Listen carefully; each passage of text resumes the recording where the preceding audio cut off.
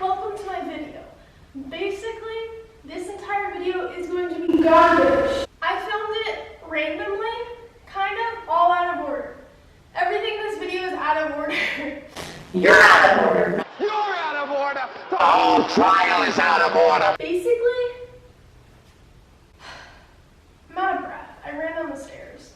Anyway, I'm going to be sewing things today. I'm still out of breath.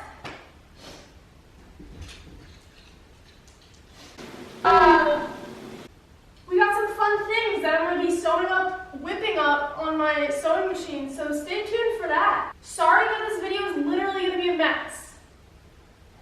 Yeah, that's it.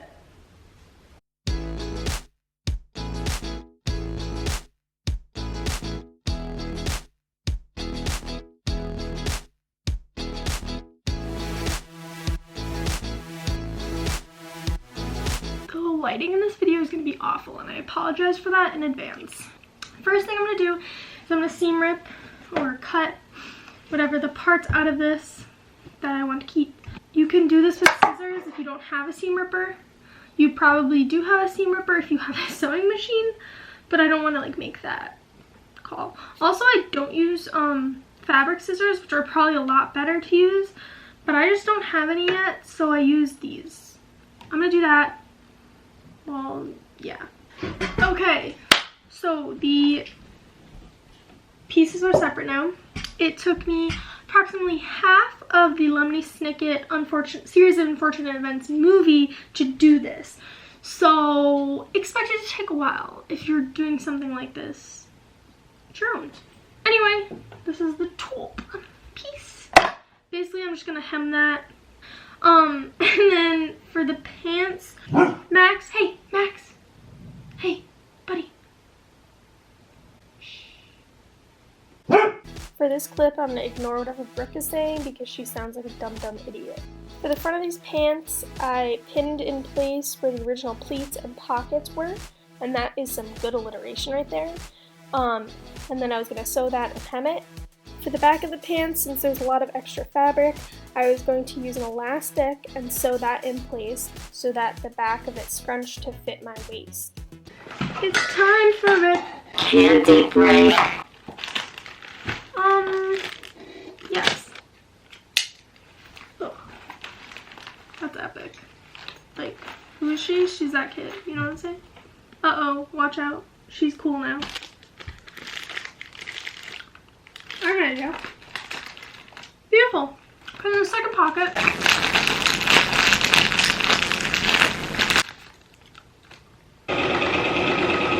Wait.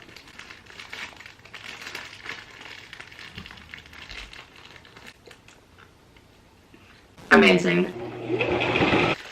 One more for good luck. Oh, that's the last one. If you want to see a straight line being sewed, don't watch this video. We're going to hem this, and then once we're done with that, we're going to add this elastic. Ooh, fun fact, me and my dad have to start rationing our toilet paper because we might run out. So, comment down below if you have enough toilet paper to last you through the apocalypse. It's a snack break. I have one Snickers in here, and I'm kind of saving it because Snickers are delicious. So, comment down below what your favorite candy is. Wow, it's gonna be thick. Damn, it's gonna be thick. I'm gonna pin this because I think you know how to. Whatever, you don't really care. I'm thinking that you don't really care. If you do care, let me know. And I'll let you know. There's just a lot of Tootsie Roll in my mouth right now. Tiny thing, but it's like over here and I can't move it. It's stuck. Okay. That's weird. I really want a waffle. Like, can I please get a waffle? Pinned it. And it's ready to go, ladies and gentlemen. So, I'm gonna sew this, and then when I'm done, I'm gonna attach the elastic. And then we'll have the pants done. Quick candy break. I'm kind of running low on candy, and it's hurting my stomach. Ooh, Jolly Rancher gummy. Not gummy, it's like chew. Chew. We did it. We did it. We did it.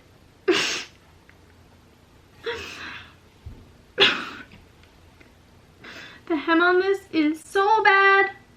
I stretched the elastic from the left and right sides of the back of the fabric, pinning it as I stretched it so that it was equally distributed among the back, and then using a zigzag stitch, I stitched that in place to allow for the elastic to stretch. That looks like Absolute garbage. Should I try them on? I don't even want to.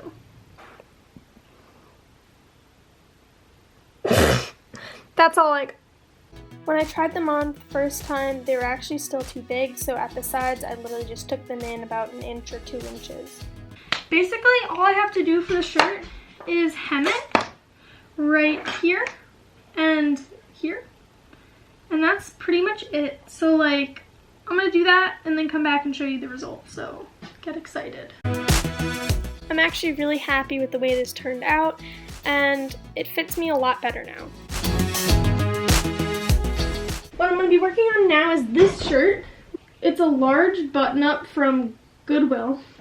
So my ideas are either make a skirt out of it, or maybe a skirt and a top, maybe. We'll see what I can do. For the rest of this video, I'm pretty much going to be voiceovering it. So first thing I did was I measured the length and width of my supposed skirt in the bottom of the shirt. And I remembered that there were buttons inside the seam of the shirt that I could use to add buttons to the skirt, because where it actually fell, we were going to be missing a top button. So then I marked where I wanted the top of my skirt to be in a straight line using a washable marker. And then I straightened the shirt out as much as I could to make it flat.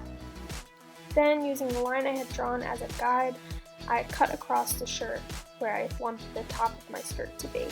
I got super scared for a second because when I pulled it away there was a lot of extra fabric in the back and I thought it was going to mess up my skirt, but it turned out to be okay. Then I took off those buttons that I had found in the inseam from before. Then I pinned the skirt where I thought it was going to fit me and tried it on. I ended up matching the bottom hems together because I didn't want to re-hem the bottom and I thought that it would look cute. Then when I took it off, I realized that I hated how it looked, so I unpinned everything and I cut the original side seams so that I could lay both pieces of fabric right on top of each other. Then I pinned the original hems of the skirt together so that when I pinned the side seams, the hems were sure to match up. Then I took one of the skirts of mine that fits me perfectly and I laid it on top of the fabric, outlining both sides of it onto the fabric. I used the outline as a guide as to where I should place all my pins, and once I was happy with that, I tried it on to see if it would really fit.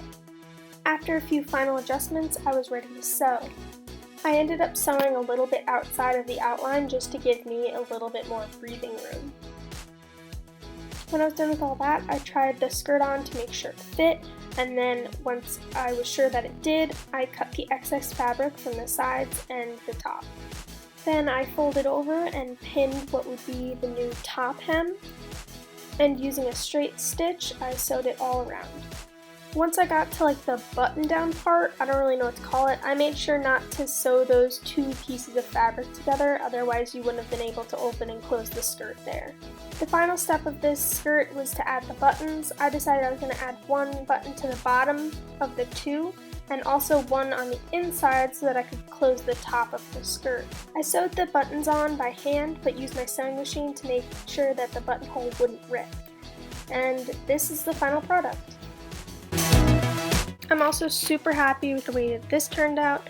I think that the skirt is super cute and can be worn alone. I don't know if I'm really going to wear the top, but I just thought that was kind of fun, so I thought I'd throw it in there.